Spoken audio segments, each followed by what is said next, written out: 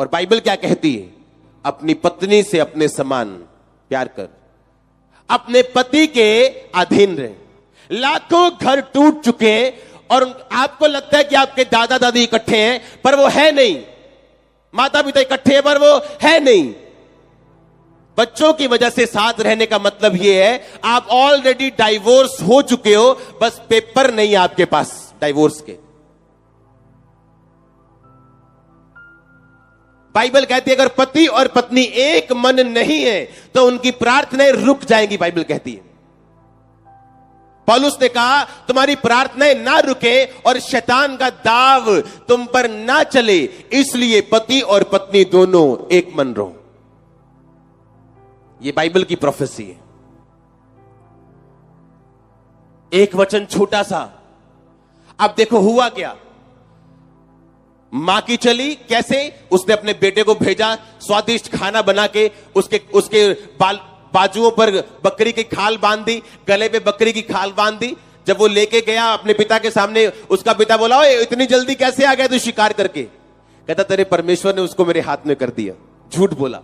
उसने जब देखा टटोला, या ये तो वाकई मुझे बोल तो याकूब सा लगता है, पर इसके कपड़ों की स्मेल, जब उसने हाथ लगा के देखा बाजुओं पे कि ये तो बालों वाला पुरुष है, या एसाव ही है, तो उसको आशीष दी। जब एसाव आया मांस का वो लेके, तो उसने कहा मैं तो आशीष दे चुका हूं। और बाइबल कहती एसाव ने अपने मन में ठान लिया कि जब मेरे फादर की डेथ होगी मैं याकूब को भी मार दूंगा। उसकी वाइफ को फिर पता चला कि एसाव ने ऐसा सोचा, याकूब को भगाना पड़ा उसे अपने घर से। हाँ कि ना? भगाया कि नहीं भगाया? अब इमेजिन करो, सिर्फ 4 जन है फैमिली में। कौन कौन? फादर, मदर, 2 भाई। अब एक भाई चला गया कहां पे? मीलों दूर। वाइफ का मुंह उधर है क्योंकि हस्बैंड उससे नाराज है कि तूने ऐसा क्यों किया। हस्बैंड का मुंह इधर है, एक बेटा दूर है, और दूसरा बेटा जो एसाव बचा उसने इस्माइल की बेटी के साथ शादी की जिससे इसहाक नफरत करता था। पूरी फैमिली टूट गई उनकी। रीजन क्या निकला? हस्बैंड और वाइफ की आपस में ना बनना। 2 भाई है, एक कहां चला गया? एक दूर चला गया क्योंकि एक भाई उसको मारना चाहता है। उसकी मां ने बोला था, कहती आशीष तुझको लगे और श्राप मैं कमाऊं। अपने लाइफ के जीते जी रिबिका याकूब को दोबारा कभी नहीं देख पाई जब वो चला गया उसके घर से। अपने फेवरेट बेटे को अपने लाइफ टाइम उसने कभी नहीं देखा। क्या आपको ट्रेजेडी नहीं लगती है? हां, क्या आपको ट्रेजेडी नहीं लगती? मैंने कहा क्या दुखी होने वाली बात नहीं है क्या? हां, कि जिससे आप प्यार करते हो वो चला गया। हस्बैंड से आपकी बनती नहीं, जिस बेटे के लिए किया वो बेटा दूर भेजना पड़ा, और जो बेटा दूसरा था वो दूसरे का दुश्मन है। अब वो बेटा ना तो बाप को बुला रहा है क्योंकि उसने इस्माइल की बेटी के साथ शादी की जो इसहाक नहीं चाहता था। वाइफ के साथ, मां के साथ बनी नहीं क्योंकि उसने छोटे भाई का साथ दिया। सारी फैमिली कचरा हो गई। रीजन क्या निकला? एक वचन तोड़ना। क्या था वो वचन? पत्नी अपने पति के अधीन रहे, पति अपनी पत्नी से प्यार करे। आपको क्या लगता है? छोटा सा वचन है, कोई प्रॉब्लम नहीं, टूट गया तो, पर उसका असर कहां जाएगा? यीशु मसीह के मुंह से निकला वचन छोटा सा आपकी जनरेशन बना सकता है या बिगाड़ सकता है। आप देखो, जनरेशन बनानी है कि बिगाड़नी है? हालेलुया। अगर मेरे बच्चे को मेरी पत्नी ने कुछ करने के लिए मना किया और उसे मालूम है कि पापा के पास जाओ कुछ हल हो जाएगा, और मेरे पास आए, मैं वो करूं? मैंने कहा मम्मा ने क्या बोला? मम्मा ने कहा नहीं करना। मैं कहा वही फॉलो करो जो मम्मा ने कहा। हां, जब वो छोटा है उसे मालूम होगा कि ये दोनों टूटने वाले नहीं है। अगर एक ने नो कहा तो दूसरे की भी क्या है? अगर आप सहमत नहीं है मां की नो से, तो बच्चे को यह चीज पता नहीं होनी चाहिए वो आपके अंदर का फैसला जो बाद में बदला जा सकता है।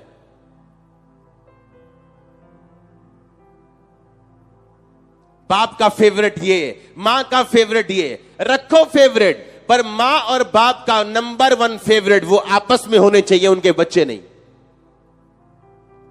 अगर आपके बच्चे आपके फेवरेट हैं, आपका हस्बैंड नहीं या आपकी वाइफ नहीं, तो आप उस बंदे के समान हैं जो हीलिंग तो चाहता है पर हीलर को नहीं चाहता,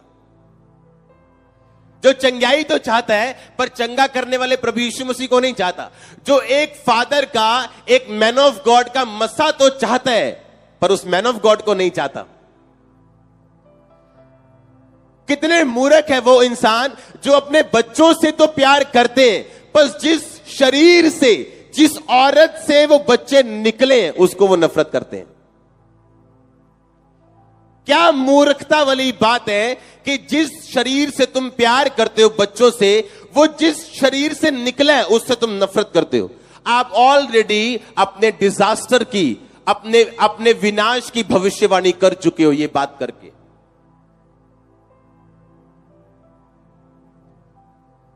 जब दाई बच्चा पैदा नहीं करती तो दुखी होती है मां। हां, अंग पैर पेट फट जाता है, कई बार दर्द ज्यादा टाइम लगी रहती है, समझ नहीं आती। जब दाई होती है तो आसानी होती है। आपकी वाइफ आपके लिए दाई के समान है। आपको जो दर्शन प्रभु ने दिया, बंदों को, मेन को, जेंट्स को, मर्दों को, आप उस दर्शन से प्रेग्नेंट हैं और आपका हेल्पर आपकी वाइफ। आप बच्चा पैदा कर सकते हो विदाउट वाइफ, विदाउट हेल्पर, पर आप दुखी होकर करेंगे। इसलिए पौलुस ने कहा सिर्फ प्रार्थना करने के वक्त अलग हो और किसी भी बात के लिए नहीं। आमीन। और ये 2 तरफा काम है, एक तरफा नहीं। मैं हैरान हूं आपके घरों में आपकी वाइफ्स को यह नहीं मालूम कि आप कितना पैसा कमाते हो। कितनी हैरानी वाली बात है ये। क्यों? क्योंकि बंदों को भी कॉन्फिडेंस नहीं है कि अगर मैं असली तनख्वाह बताऊंगा तो पैसे इधर उधर जाएंगे, और अगर बंदों को कॉन्फिडेंस हो कि पैसे इधर उधर नहीं जाएंगे, वो भी अपनी फुल तनख्वाह बताएंगे। और जब आप हर एक चीज ओपनली एक दूसरे के सामने रखेंगे तो आपकी प्रार्थनाएं ज्यादा कबूल होंगी, आपका घर ज्यादा स्ट्रांग होगा और शैतान का वार आपके घर पे नहीं चलेगा।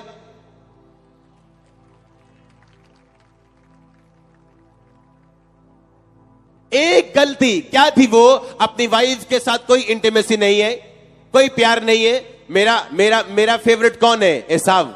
हो सकता है एसाव उसको शिकार का मांस और शिकार का भोजन खिलाता हो, और जब वो रिबिका से बोलता हो खाना बनाई, ओ नहीं है मेरा बिजी है। जो चीजें आपको ग्रेट बनाती है वो क्या है? छोटी। जो आपको गिराती है वो क्या है? पर है क्या? बड़ी। वाइफ और हस्बैंड में जो चीजें एक दूसरे से दूर करती है वो क्या है? छोटी।